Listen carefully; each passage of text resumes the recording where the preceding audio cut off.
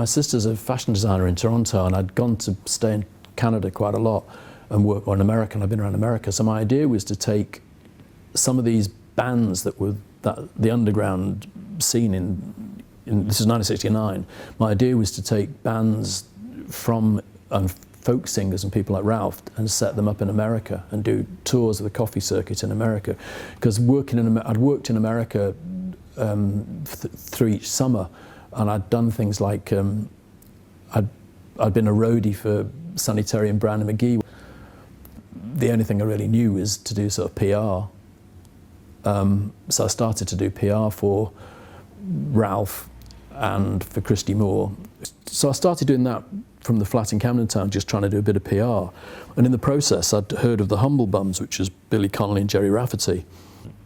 We put on the first ever Humble Bums concert in London, because Transatlantic had the Humble Bums, which is, as I say, Jerry Rafferty and Billy Connolly.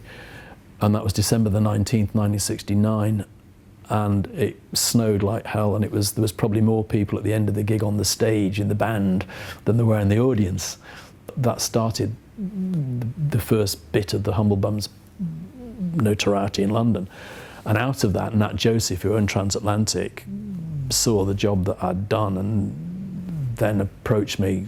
And in the January, I was given the gig of managing for £8 a week the Humble Bums, and they got £11 a week each, and they moved to London.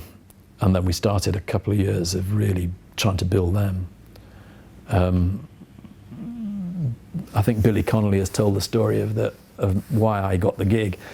I would have liked to have thought I got it because I'd done a really good job on promoting them, but seemingly I was late, because if you come from Manchester, you don't really know London. So you look at that graphic tube map and you think, well, where's closest? And I was trying to go to be interviewed in Marylebone High Street, Marylebone Lane, and I got the wrong tube, and I went to Bond Street, and it was much further walk than I thought. So I was running up Marylebone Lane, and Nat Joseph had picked Billy and Jerry up from the station at Euston. They'd come down from Scotland, and they went past me in a taxi, and Nat pointed out of the window, and they said, oh, there's Mick, he's one of the guys we're interviewing. And apparently Billy Connolly said, oh, he's the man for me, he's keen. So I got the gig, and I had a fantastic time with Billy and Jerry. But it gets kind of lobotomized and rewritten, because now Billy is so huge as a comedian, and Jerry, became Steelers Wheel and Jerry Rafferty. But that period of the Humble Bums at Transatlantic was actually quite they were getting really good press. Also, Ed Bicknell booked them into Eton, and we did a gig at Eton, which was very funny. And I just wondered, and that's when Billy first was showing signs of his fantastic comedic ability. And I just now wonder what leaders of our nation were in that audience watching Billy Connolly and Jerry Rafferty. So Nat brought me in as head of press and promotion, and that was a good period. So I still were working on the Humble Bums, but I was then, had a proper job. I don't think I got that much more than £8 a week. I still got the contract somewhere, but I got some money. I got stitched by Nat, I suppose, because the idea was that when they got big and famous and it all happened, and I would have a piece of this management contract, that's one of the reasons I think now with hindsight, and I was so stupid, I think he gave me the full-time job, because when they looked like they were about to break, and he still owned the management contract, he kind of gave me the full-time job and then ripped up the management deal.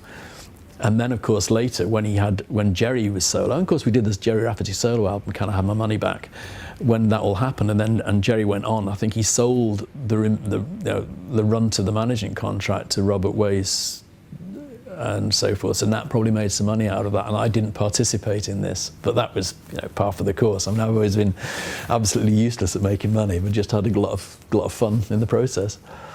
I mean, Transatlantic did, you've got to give it to Nat Joseph. He was a fantastic discoverer of talent. You had, Mike and Sally Oldfield were on the Sally Angie, he had Bert Jans, he had Remborn, he had all these people. He was really good at finding them, but then there was always that kind of thing where it just stopped short, I always felt. Well, I lived in a little flat in Camden Town where Billy Connolly and Jerry used to come and sleep on the floor, and the flat just across, sort of diagonally across into Camden Square, was where Bill Leader recorded all those albums on a Revox, which some of them are still selling now. The Bert Jans albums, the Remborn albums. I mean, I think the first Bert Jans album, the total package budget was about 108 quid, including the sleeve. you know, and, I mean, God knows how many albums it sold over the years because it influenced Clapton, it influenced Jimmy Page, it influenced so many people.